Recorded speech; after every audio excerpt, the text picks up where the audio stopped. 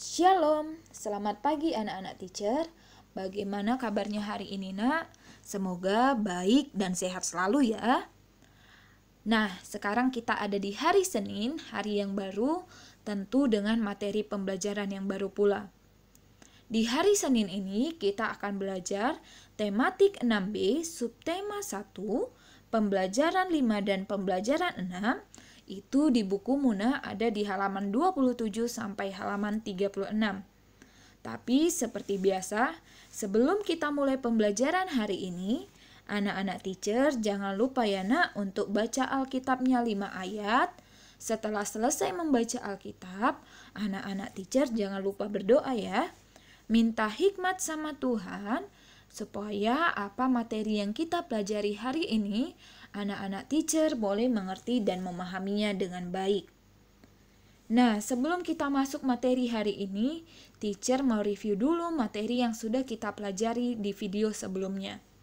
Di video sebelumnya, nak, kita sudah belajar tentang bagaimana cara tumbuhan melindungi diri terhadap lingkungannya.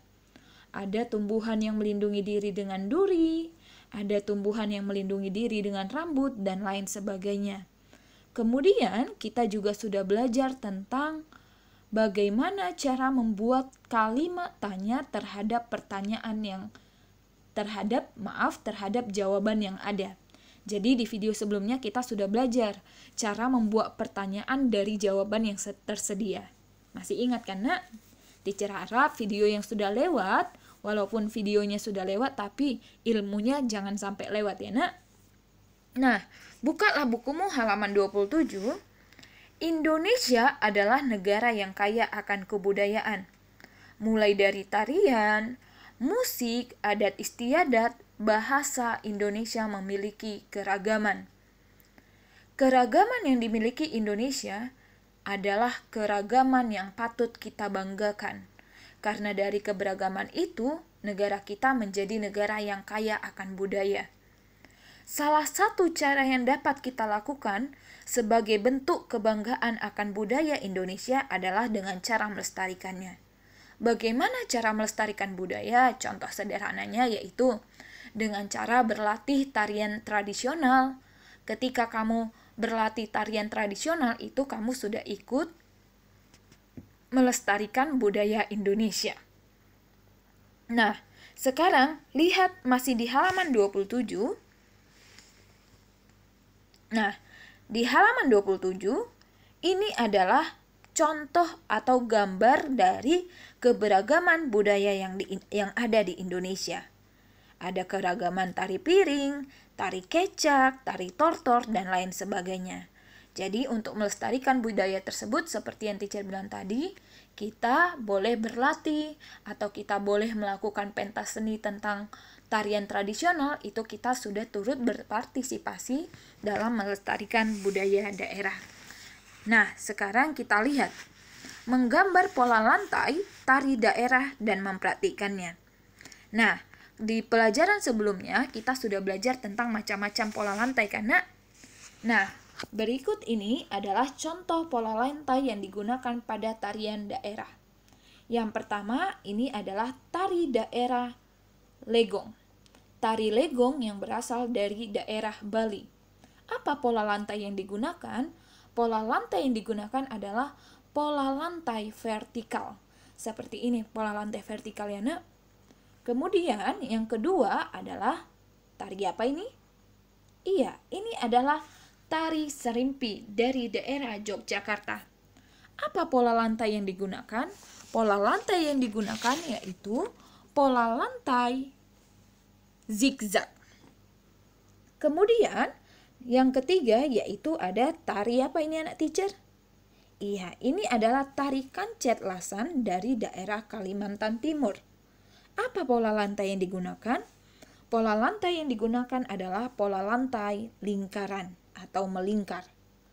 Kemudian yang keempat yaitu ada tari sekapur siri dari daerah Jambi. Apa pola lantai yang digunakan nak? Iya, pola lantai yang digunakan adalah pola lantai diagonal. Jadi, setiap daerah itu memiliki tarian yang beragam dengan pola lantai yang beragam pula. Jadi nggak semua tarian itu memiliki pola lantai yang sama. Paham ya, Nak? Nah, kegiatan tarian atau setiap tarian daerah tersebut memiliki pola lantai yang bermacam-macam dan memiliki makna yang bermacam-macam pula. Contohnya yaitu ada tari Seudati dari Aceh. Tari Seudati dari Aceh ini adalah tari yang memiliki makna yaitu untuk bangkit, semangat untuk bangkit melawan penjajah. Nah, berarti makna dari tari Seudati ini yaitu melambangkan kesemangatan, melambangkan pantang menyerah untuk melawan penjajah. Nah, sekarang kita lihat bagaimana cara kita memaknai proklamasi dalam kehidupan kita sehari-hari. Sama seperti tarian daerah yang memiliki makna, proklamasi pun memiliki makna dalam kehidupan pribadi lepas pribadi masyarakat Indonesia. Lantas, bagaimanakah kita memaknai proklamasi kemerdekaan dalam kehidupan sehari-hari? Yang pertama, kita lihat di lingkungan keluarga. Di lingkungan keluarga, cara kita memaknai proklamasi yang pertama yaitu dengan cara senang membaca mengenai sejarah bangsa Indonesia dalam merebut kemerdekaan. Yang kedua, menjaga kerukunan antar anggota keluarga. Yang ketiga, bekerja sama dalam melaksanakan berbagai kegiatan bersama keluarga.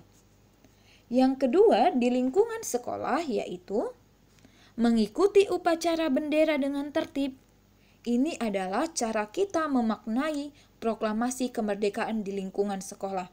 Yang pertama, mengikuti upacara bendera dengan tertib. Yang kedua, menyanyikan lagu Indonesia Raya saat upacara bendera. Yang ketiga, rajin belajar agar dapat berprestasi dan mengharumkan nama Indonesia.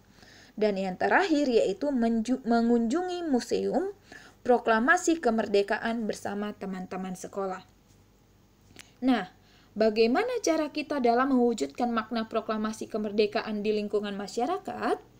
Yaitu dengan cara saling menghormati dan menghargai perbedaan antar warga untuk mencegah perpecahan.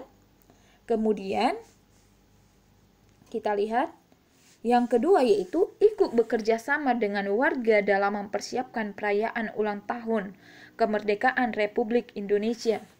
Yang ketiga yaitu saling membantu dengan tetangga yang sedang membutuhkan bantuan. Ini adalah contoh sikap-sikap yang dapat kita terapkan dalam kehidupan sehari-hari dalam memaknai Pancasila. Sampai di sini paham ya, Nak? Nah, sekarang kita lihat bukumu halaman pembelajaran 2. Di pembelajaran 2, halaman 33. Nah, seperti yang teacher bilang tadi, Indonesia adalah negara yang beragam kebudayaannya. Karena Indonesia beragam kebudayaannya, maka untuk mempersatukan kita dalam perbedaan itu dibuatlah semboyan negara kita, yaitu Bhinneka Tunggal Ika, yang terdapat dalam lambang burung Garuda.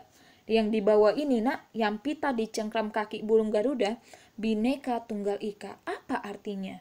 Bhinneka Tunggal Ika artinya yaitu walaupun kita berbeda-beda tetapi kita tetap satu jua. Ini adalah semboyan yang digunakan untuk mempersatukan bangsa Indonesia. Nah, kita sudah tahu kalau Indonesia adalah negara yang mengakui adanya keberagaman dan menghargai adanya keberagaman. Pernahkah anak teacher mendengarkan pepatah yang berbunyi, bersatu kita teguh, bercerai kita runtuh? Pernah ya? Nah, apa sih makna dari pepatah tersebut? Maknanya yaitu, jika kita bersatu kita akan kuat. Akan tetapi, jika kita tidak bersatu maka kita akan lemah dan mudah dipecah belah. Oleh karena itu, kita harus mewujudkan hidup rukun dalam keragaman, agar tercipta persatuan dan kesatuan dalam masyarakat. Nah, persatuan dan kesatuan di dalam masyarakat akan tercipta dimulai dari lingkungan terkecil di dalam kehidupan kita sehari-hari. Lingkungan terkecil di dalam kehidupan kita yaitu lingkungan masyarakat atau lingkungan keluarga. Lingkungan keluarga merupakan unit terkecil dalam masyarakat. Kehidupan keluarga yang rukun dan menerapkan nilai persatuan dan kesatuan akan berpengaruh positif terhadap lingkungan sekolah dan masyarakat. Jadi kuncinya hidup rukun di sekolah, kuncinya hidup rukun di masyarakat yaitu dimulai dari lingkungan keluarga terlebih dahulu. Kalau di lingkungan keluarga kita sudah belajar hidup rukun, kita sudah belajar menghargai, maka di lingkungan sekolah pun kita akan pasti hidup rukun. Kita pasti akan saling menghargai. Bagaimana di sekolah mau belajar menghargai kalau di rumah saja kita tidak belajar menghargai? Jadi semua perbuatan-perbuatan baik itu diawali dari lingkungan keluarga. Ya nak? Kalau di lingkungan keluarga kamu sudah rukun, di lingkungan sekolah pun pasti akan rukun. Di lingkungan masyarakat pun pasti akan hidup rukun. Nah, sekarang kita lihat. Kita lihat bukumu halaman 34. Membuat peta pikiran berdasarkan informasi teks sejarah. Perhatikan gambar yang di layar, nah ini adalah gambar pengibaran bendera merah putih yang pertama kali. Coba perhatikan bendera itu, nak. Bendera itu adalah bendera yang dijahit oleh salah satu tokoh penting dalam kemerdekaan Indonesia. Siapa yang menjahit bendera tersebut? Nah, untuk mengetahui siapa yang menjahit bendera merah putih, kamu anak-anak teacher bisa buka bukunya halaman 35. Di situ ada teks tentang cerita Ibu Fatmawati. Jadi, yang menjahit bendera kita adalah Ibu Fatmawati, yang merupakan istri dari Presiden Soekarno bangsa Indonesia. Kamu bisa baca teksnya ya, nak. Nah, sekarang kita lihat hal-hal yang harus kita perhatikan pada saat membuat peta pikiran.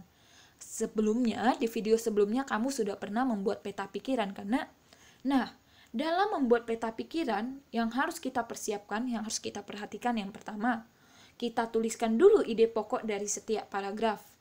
Yang kedua, kita temukan kata kunci pada setiap paragraf. Yang ketiga, kita buat daftar pertanyaan untuk membantu menemukan informasi dalam teks menggunakan kata tanya apa, di mana, kapan, siapa, mengapa, dan bagaimana. Yang keempat, kemudian kita merangkai ide pokok tersebut menjadi suatu bagan.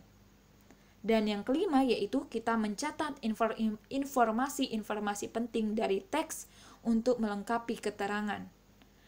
Nah, sekarang kita lihat tugasmu. Tugasmu itu ada di halaman 31. Di halaman 31, coba buka bukunya halaman 31. Halaman 31 itu ayo berlatih, kerjakan di buku latihan yang dikerjakan nomor, itu kan di situ ada nomor 1, 2, 4, 5. Salah ya nak, itu cuma 4 soal, tapi ini bukunya salah ketik dia. Jadi yang kamu kerjakan itu cuma nomor 2, 3, dan nomor 4. Nomor 4 itu seharusnya itu nomor 3. Di bukumu salah ketik. Nah, nomor 2, 3, dan 4. Nomor 1 tidak usah dikerjakan karena akan teacher kasih tahu. Nomor 1 halaman 31, buka bukumu. Perhatikan formasi penari pada gambar-gambar berikut. Gambarkan pola lantai tari daerah.